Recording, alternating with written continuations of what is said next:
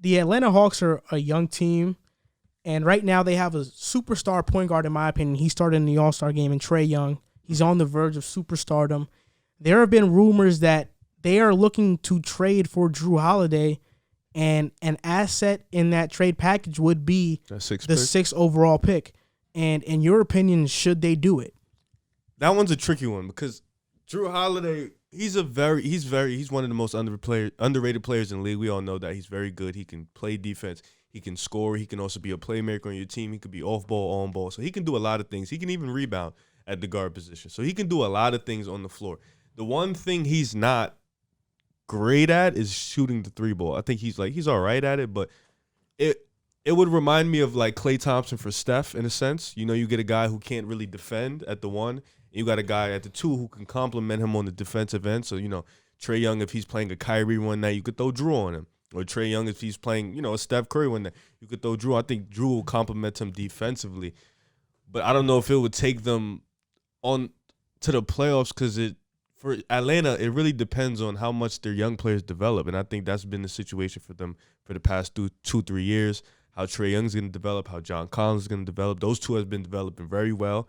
How Cam, DeAndre Hunter, and Kevin Huerter is going to develop. That's really the key. And how Clint Capella, who they just got, how is he going to initiate himself in the offense? So I think it's a good move in the sense, but I don't know how it's going to work for them getting to the playoffs. I think this makes them instant playoff contenders if they were to get Jrue Holiday. I mean, they were the 28th ranked defense in the league. Jrue Holiday is going to make that better. He's a top 5 perimeter defender in the NBA. Dame has called him the best perimeter defender in the NBA. Clint Capella didn't play a game for them last year. You get a guy that's as good as defensively as Clint Capella, and in terms of incorporating him in the offense, it's not hard. Pick and roll, lob. That's what he did in Houston all the time. Trae Young is capable of doing that. You get Capella, Jrue, and then now all of a sudden you have a starting lineup of Trae Young, Jrue Holiday. You can put DeAndre Hunter or Cam Reddish at 3, and either one of those guys can defend at a high level. John Collins, Clint Capella. That is a playoff team in the East, and people seem to forget. If you trade for Jrue Holiday, yes, you trade for Holiday, but you can also get a guy in free agency. I forgot so they had cap. You have cap to get a guy in free agency, and that would be a perfect situation for them. I don't see this 6th overall pick, whoever's drafted at that spot, being better than Holiday out the bat or being better than Holiday down the line. Like, people have said this is a very weak draft. Atlanta's, the people that they have mocked there is like Tyrese Halliburton or Isaac Okoro. And do I think that those guys are Jrue Holiday? No. Are they going to be better than Jrue Holiday in the future? I mean, I'd hate to rule out a prospect, but if I were to bank on it, I'd say no. I don't think they would be. I would ask 2 questions. One, do they think that they can target another difference maker in free agency? Do they think that they have a chance on somebody who could come in and make a difference in free agency?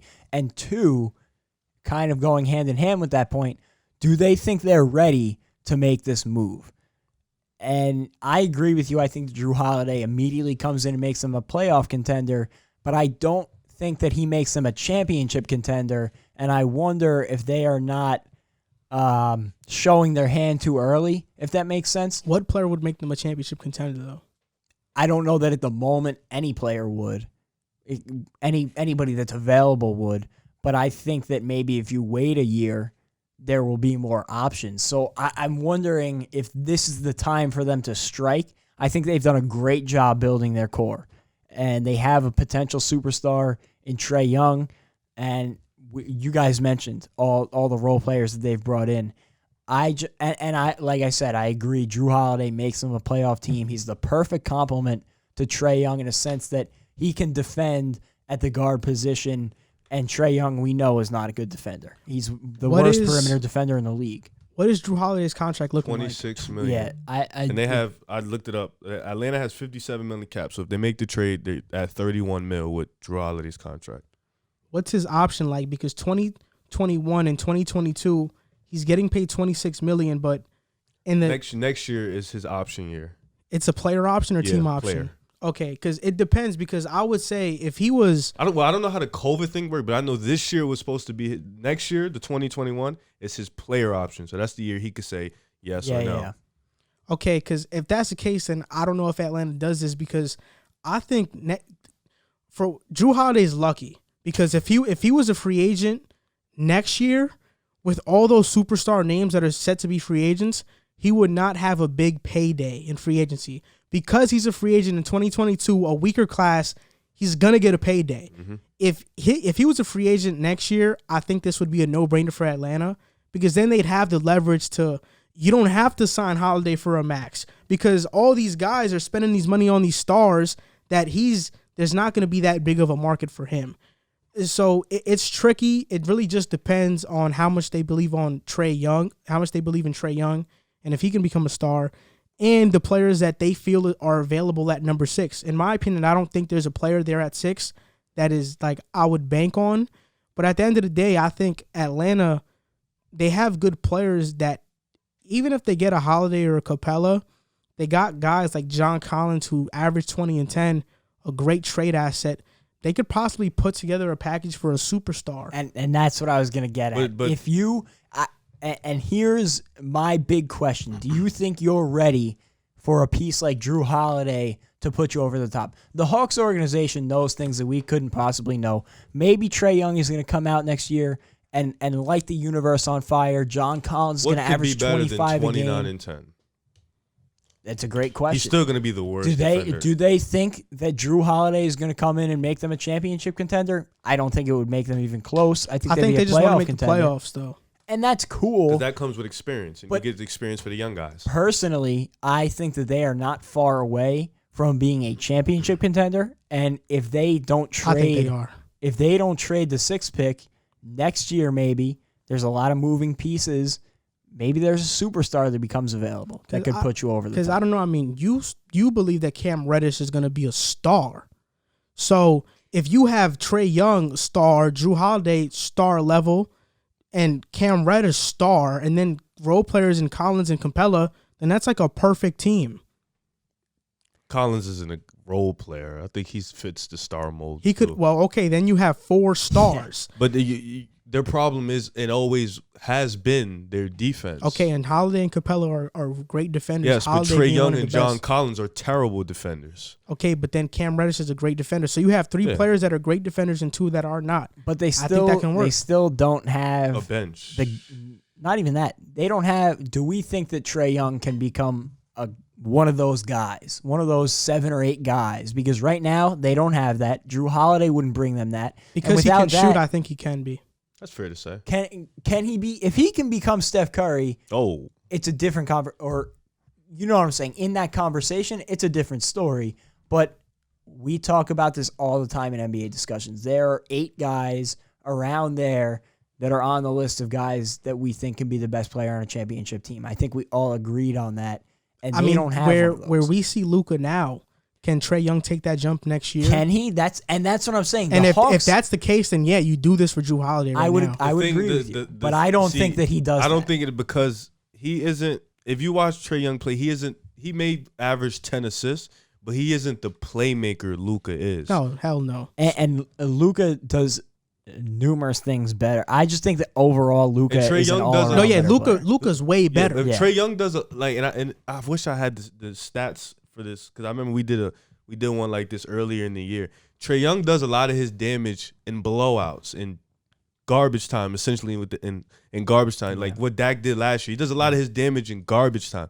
So I don't know how they're gonna. It's tough for them because their average age is 24, so they're a young team. They're on the rise team, and the East is getting stronger. So Brooklyn's coming back. We still got 6. Even without Brooklyn, we still had 6 solid teams in the East. So it's going to be tough. I don't know. It really depends on the young guys' growth. And I think Jrue Holiday is a good player in a sense, but it's still going to be tough for them because you're right, they do have cap, but we don't have a free agency this year, right? No, there is a free agency. Yeah. When is free agency? The 20th or the 21st of November? Yeah. Yeah. So we got to see who they get because they do have $50 million cap. But who's even available that's going they can to get a be that Gallinari. guy? Him and Jrue Holiday would make them a playoff team Really? Just Jrue Holiday would make them play. Yeah, they're definitely a playoff team. I don't know. I think that with Jrue Holiday, they're definitely a playoff team. But personally, for me, when you have the core that they've built, I don't think that the playoffs should be what you shoot for. I think that they should be looking 2 to 3 years from now. We should be seeing ourselves as title No, contenders. I think the playoffs is what you look for. I don't think you can't be one of the worst teams in the East and be like, how do we become championship contenders? You got to be like, you got to look at it like, how can we make the playoffs? But Atlanta's gonna make what 8th, 7th seed and get swept, and it comes with a cost because they are giving up assets for Jrue Holiday, who's probably going to walk in 2 years because you're not going to pay him I don't money think that the Golden State else. Warriors, when they built their dynasty, that team with Monte Ellis and Steph Curry and Darrell Wright, they were like, how do we become a championship contender? I think they were going about, how do we get better now? Trade Monte, we keep Steph. Then they drafted Draymond, and he was a perfect fit. Okay, they drafted Clay, then they drafted Draymond. They were perfect fits, and then it became into that Andre. Why did Andre Iguodala join the Warriors? Because the Warriors beat the Nuggets in the playoffs. Right, so that doesn't happen. So Iguodala doesn't go to Golden State. They don't become a dynasty unless Golden State makes the playoffs and beats them. Your history is wrong. You have it all mixed up. Draymond, they drafted Draymond. They got lucky with Draymond. Draymond started playing because David Lee got hurt. That's what happened. And then we started to see Draymond Green would have never seen the floor if David Lee didn't get hurt. And they traded Monte, but they got lucky because they got lucky with Steph. That's why they paid him the 4 years, $44 million, because he was dealing with ankle injuries. They took a gamble because they didn't know he was going to be that star player. So that was all gamble. No, obviously, yeah, but you didn't hear me. I'm saying I heard you. I get what you're saying. No, because I'm not a historian, right? I'm not trying to be a major in history right now. I'm just telling you that Golden State was looking at it from the perspective of, how do we get better now and take a next step? Not take 10 steps from now. No, how do we just take one step and get better? And eventually they became a dynasty, but it wasn't because from the start they had it all planned that they were going to become that. It just happened to happen.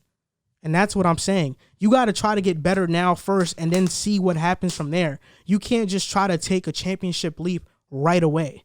Unless you're like a Brooklyn who can do that. But I think Atlanta can do that with next year's. Atlanta is one of the worst teams in the East right now. They're 28th in defense. They're nowhere close to being a championship next team year's right free agency. Giannis, Paul George, they can take that championship next year. That's what I'm getting at. I don't think so. I see what you're saying. You make the playoffs and you make yourself a destination. It's kind of reminiscent of what the Nets did. They didn't tank.